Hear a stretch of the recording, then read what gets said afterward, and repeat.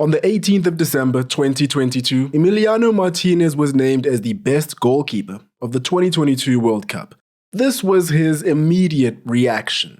He saw his golden opportunity and he took it. The world was shocked. You have to understand that the World Cup is an infrequent event. There are people out there that only watch football every 4 years, and this is what they were met with. However, if they knew what we know, they wouldn't be as surprised. Why? This man is a menace. Time and time again, Emiliano Martinez has showed the world that he's not your typical goalkeeper, and that he's probably one of the greatest trash talkers of his generation. And if you ask me, there's nothing more dangerous than a wind-up merchant that can actually back it up with elite ability. Elite ability that proved to be the missing piece to Argentina's puzzling history of disappointment. However, Martinez wasn't always this player. Once upon a time, he was struggling. Between 2011 and 2019, he only played in 75 games at club level, while being shifted from club to club on short-term loans, and did not have a single appearance for his country until he was 28 years old. There was a time where it truly looked like he would never break through to the other side. Funny how life works out.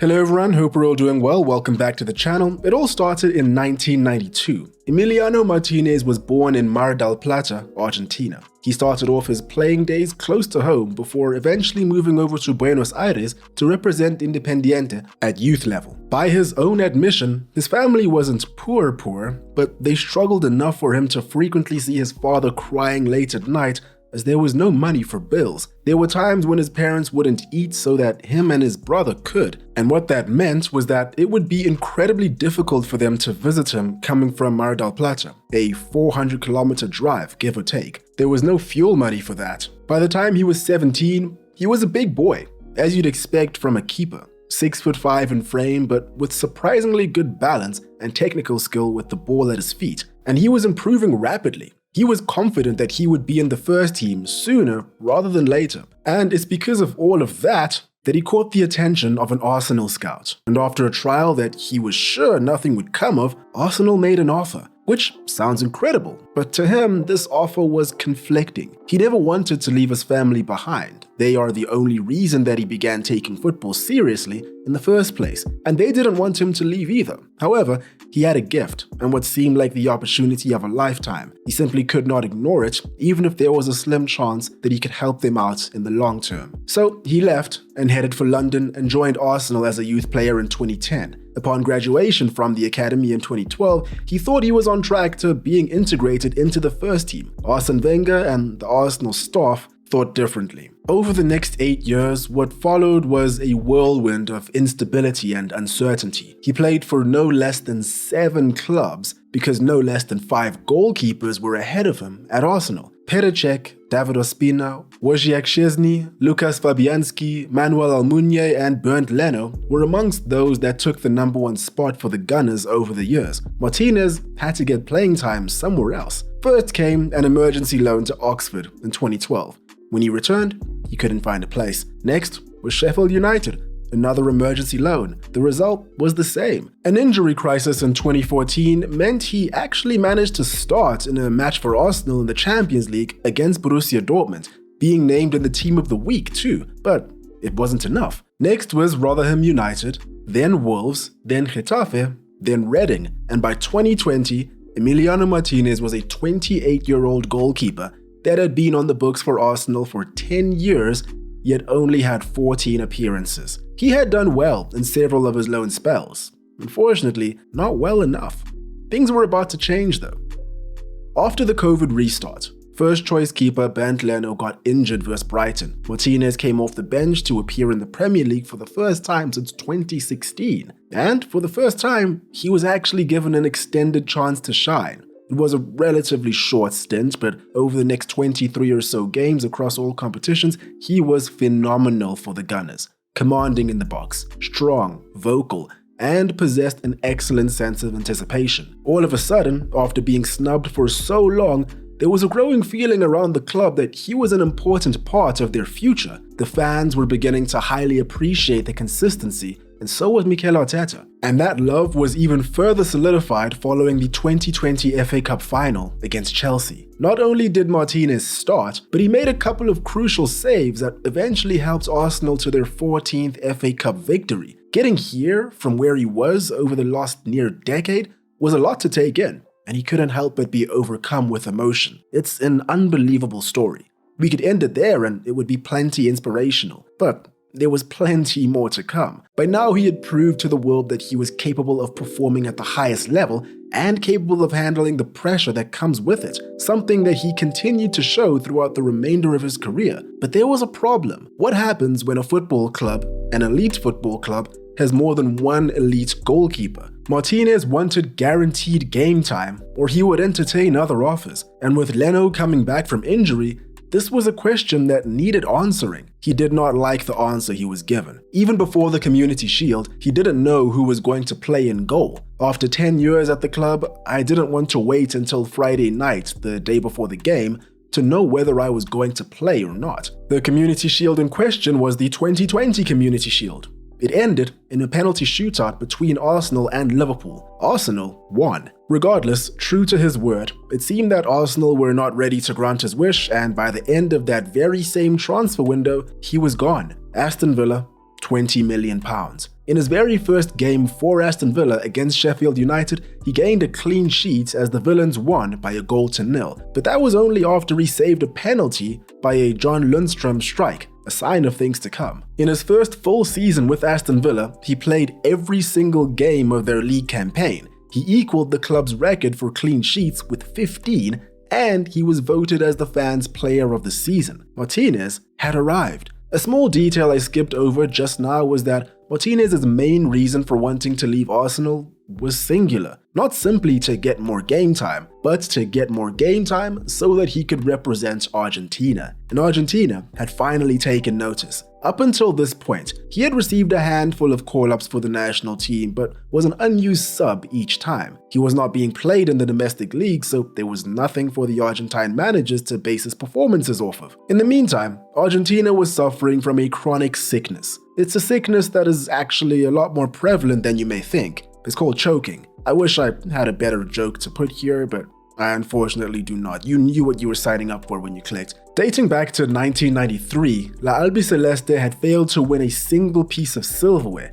They had prime Lionel Messi, prime Gonzalo Higuain, prime Angel Di Maria, Javier Mascherano, Pablo Aimar, Javier Zanetti, Sergio Aguero. The list goes on. Yet, none of these players were able to turn the fortunes for the country around. Tournament football, specifically knockout football, far more often than not, comes down to luck and good fortune. It's unpredictable. You can have the best team on paper, but if something is off, things may not go your way. This is what happened to Argentina over almost 3 decades, time and time again. And ultimately, what it boiled down to for them was being terrible at football's greatest equalizer: penalties. Over the course of a 27-year trophy drought, Argentina went to penalties 9 times and lost 6 of them. 2 of them in major cup finals. Key players missed their pens and key opponents had nerves of steel. I guess you could say that they were unlucky. And I know that this may sound contradictory, but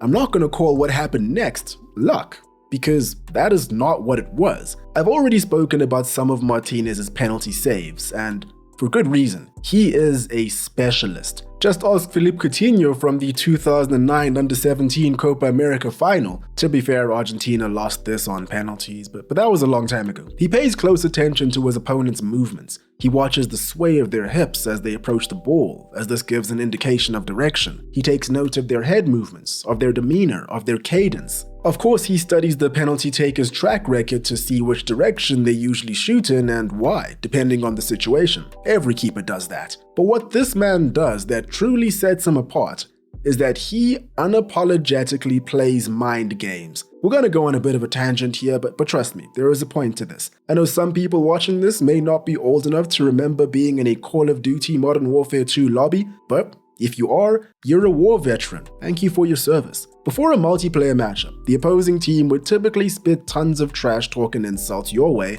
to unsettle you mentally and gain the upper hand. In life and in sports, every competition consists of two phases, the battle and the battle before the battle. If you get rattled going into the battle, you're already 0-1. Against Manchester United on the 25th of September 2021, Aston Villa were leading the game by a 1-0 in the final minutes. United were awarded a penalty in the 92nd minute after a Villa handball in the box. The Villa players rushed the referee in protest. Martinez didn't even bother. He gunned straight for Bruno Fernandes, United's designated penalty taker. The battle had already begun. Bruno Fernandes is an impeccable penalty taker. By this point, he had taken 45 penalties in his career and only missed 3. He switches it up a bit now, but at the time, his technique almost always consisted of a slow run-up, a hop, and a slight pause before he strikes. This delays his strike point, makes it hard to read his hip movements, and also prompts the keeper to dive early, giving Fernandes an easy shot on goal by just shooting in the opposite direction that the keeper dived. He does not succumb to pressure in these situations. It's what makes him so prolific from the spot. Martinez was aware. He points to Cristiano Ronaldo, asking Fernandes why he's not taking the pen, asking Fernandes if he's actually all that good, asking if it's worth making a fool of himself for this crucial penalty. He dances around the spot, making the goal small, and Bruno Fernandes completely skies the ball and sends it to Portugal for all we know. This is not normal, but for Martinez, it is. And the penalties he actually saves are even more impressive. The 2021 Copa America, Emiliano Martinez's first international tournament. Mind you, before the start of the tournament, he only had 2 caps for the Argentina national team, both within the 10 days leading up to the Copa. And to add even more twists to this, while he was certainly thought of higher than before, he was only called up as second choice, backup to 34-year-old Franco Armani. By 2021, Armani was already a 2-time Copa Libertadores champion and had 14 caps to his name with the national team. Martinez was only starting because he was injured. This Argentina team was fantastic. They cruised through to the semifinals without a problem, favorites to win the tournament. But as we know, that isn't always enough. Semifinals, Colombia. This was a grueling match, physical as always with Copa America, and it went right down to the wire with penalties. Martinez goes to work on each kicker, guessing the direction for the first 2 strikes correctly, but only managing to save 1, a whisker away from the second. But then, Yerry Mina steps up. "Look out, I'm gonna eat you alive, brother. That ball looks a bit big for you. You're nervous, eh? I can tell you're nervous. I know where you're gonna shoot." This was during lockdown time, so we could hear everything that the players were screaming at each other through the on-field microphones. Mina shot right. Martinez dived right. He's a man of his word. Miguel Borja stepped up next. "Come on, pussy, you were running your mouth at half time, huh? Come on, look me in the face." Even the referee had to get involved, telling Martinez not to use that kind of language. Borja scored. Better luck next time. But for Colombia's 5th kick, not much trash talk. I guess Martinez could already see the nerves in Edwin Cardona, because he guessed right again. Argentina went on to win the Copa America, breaking their silverware curse, and Emiliano Martinez earned himself the Golden Glove. He's quite a character. His form with Aston Villa did not let up, and 2 years later came time for the World Cup. Argentina had been absolutely cooking in the lead up to the tournaments. They were red-hot favorites. And even though they lost their opening match to Saudi Arabia in one of the biggest World Cup upsets of all time, they stayed the course and progressed to the next round without too much trouble. At the quarterfinal stage, they came up against the Netherlands. Fights broke out late in the match, and both teams' benches had to be separated. By the time penalties were on the cards, tensions were through the roof. Martinez came alive, as did the Dutch players, to be fair. Whenever an Argentina player would make the trek to the spot, we could see the Dutch taunting them. They just weren't as good as Martinez, I guess. Unfortunately, no microphone action this time, but while his words are up to our own imaginations, his actions aren't. He chirps Virgil van Dijk before saving his pen. He acts like he's gonna give Steven Berghuis the ball, only to throw it to the side. Saved his pen. Mind games like standing over the spot and kicking the ball to the halfway line didn't rattle the remaining takers, but that didn't matter because he had already done enough. His teammates finished the job. The next shootout was France in the finals. However, just prior to the shootout, he produced a game-defining save. Randall Colomuani was through on goal in the 123rd of 120 minutes, and Martinez kept it out with his shin. The next day, the Argentine newspaper Diario Ole called it the save that changed history. And the antics weren't done yet. He guesses the right way against Mbappe and even gets a hand on it as it just sneaks in. But that was only after Martinez delayed his shot by repeatedly telling the referee to check if the ball was really on the spot before he took it. He did the same against Kingsley Coman, and it worked. He sends Tchouaméni to go fetch the ball before his kick, and in doing so does just enough to make him miss the goal outright. He even dives the correct way. Argentina have had a habit of going far in cup competitions over the past 30 or so years, but they've always just tripped up at one of the final steps: penalties. And this man has made it so that's a problem no more. In the 2024 Copa America, he's been at it again, saving twice in the quarterfinals versus Ecuador to see Argentina through. He's been inevitable at penalty shootouts over the years. Penalties by design are made to favor attackers. It's literally called a penalty, for the defending team, at least. However, when it comes to Martinez, it's 50-50. Of the 24 penalties he's faced with Argentina, he's saved 9, and 3 have missed outright. He is the danger. There are some things I can't do. Making a fool of myself in goal, rattling my opponents, crossing that line.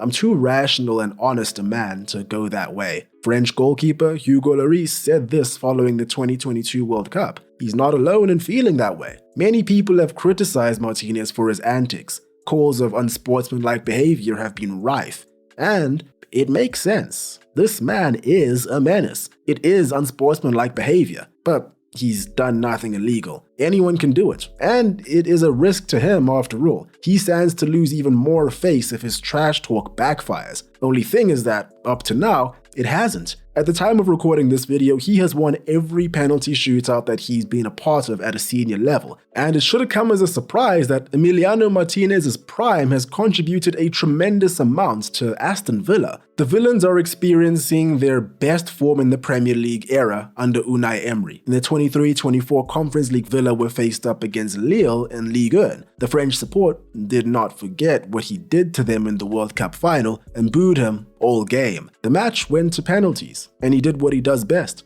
saved twice, and Villa went through. Since the 2022 finals, we've seen a slew of reports and articles claiming that referees will look to punish this kind of behavior in the future due to the pressure of the moment and the fact that it's not very sportsmanlike, which is fair, but I personally find kinda stupid. Penalty takers already have the upper hand in these situations, and it's supposed to be a 1v1 psychological battle. This is one of the only ways that goalies can level the playing field, and like I've already said, it's a live by the sword, die by the sword kind of situation. There is a high chance that his actions could end up backfiring. Plus, in the spirit of it all being part of the game, after every shootout he always consoles the opposition keeper, goes over to the opposing players for high fives or hugs after the fact. This is simply about the game and nothing else. He leaves it all there. All the same, something tells me that if his behavior were to be outlawed, he would find a way to survive, or he simply wouldn't care. Martinez was once asked about the potential rule changes that would punish his mind games. I already saved the penalties